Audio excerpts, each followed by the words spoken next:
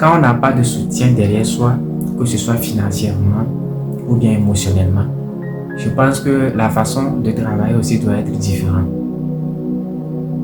Tu veux être un jour un très grand styliste. Chaque jour qui passe, c'est simple. Paie un habit de friperie, paie des habits de friperie. Chaque jour qui passe, prends-en un. Essaie de concevoir quelque chose comme un modèle et achète des accessoires aussi simples qu'ils sont. Et puis, essaie maintenant de confectionner quelque chose, de t'exprimer à travers, voilà, à travers ton talent, ta passion.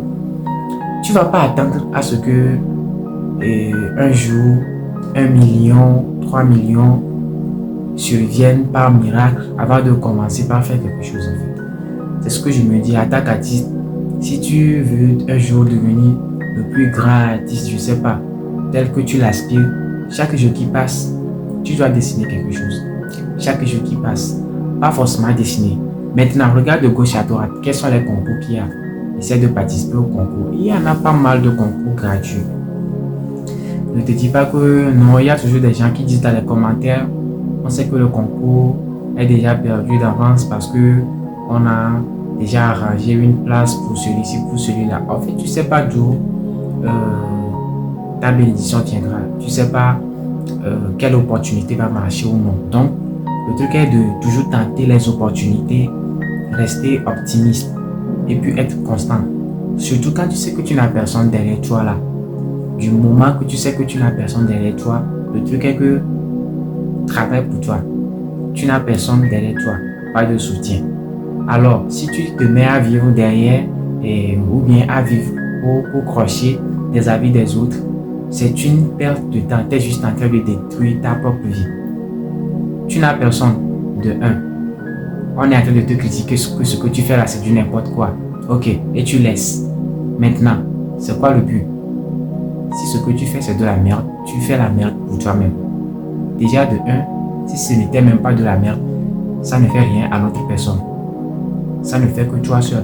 Donc du coup, voilà, du moment tu sais que tu n'as pas de soutien, faut mettre la vie des gens de côté, quoi. Et quand je dis mettre la vie des gens de côté, il faut être quelqu'un qui est ouvert d'esprit envers toi-même. Ouvert d'esprit envers toi-même. Ne sois pas juste ouvert d'esprit envers les autres, mais ne pas être ouvert d'esprit envers toi-même.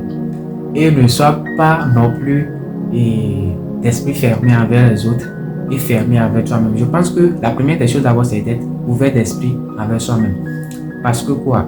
Je me dis, un artiste, c'est quelqu'un qui perçoit.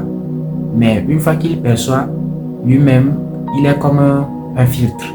Un artiste, c'est comme un filtre. Tout ce qu'il perçoit est automatiquement filtré et tout ce qui ressort de lui est une vision beaucoup plus spéciale, est une vision beaucoup plus personnelle, une vision beaucoup plus unique, voilà, et particulier à l'artiste en question. Donc du coup, c'est très grave si ton art ne te parle pas à toi-même. C'est très grave si ton art ne te touche pas toi-même, l'artiste d'abord. Je pense là même, c'est là où on voit la différence entre les grands artistes, les grandes personnalités. Parce que quelqu'un qui est au top de la mode, déjà sa vie même devient de la mode. C'est quotidien, c'est de la mode. Un très grand artiste, c'est que tu ne dois plus faire de l'art. Tu ne te réveilles pas pour essayer de chercher du temps et faire de l'art. Mais en fait, tu es l'art. Quand tu te réveilles, c'est que tu te réveilles pour l'art. Tu dors pour l'art. Ce que tu es en train de faire, le domaine dans lequel tu es, tu dors pour ça. Tu te réveilles pour ça. Donc, vas-y, déchaîne-toi, quoi.